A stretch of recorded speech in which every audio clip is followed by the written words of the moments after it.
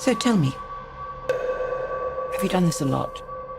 Met people on the computer service? Don't you find it's always the same? You mean the anticipation followed by the letdown? But I tell myself, brace up. This time it will be different. Which is why I must now confess to you a deception on my part. My name is in fact not Brian, it's Roy.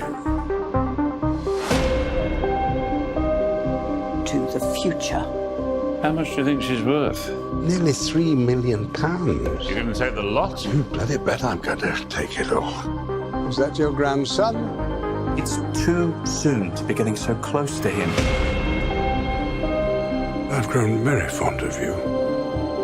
Do you know who you are? You're the only person on this planet who makes me feel that I'm not alone.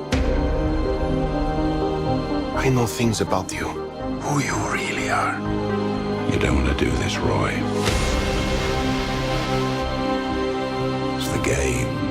It's the adrenaline rush. What if it is? Seems like you've had quite a past.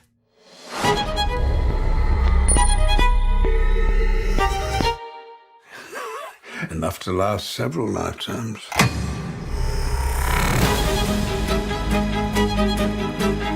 And just a blink, your life's changed forever.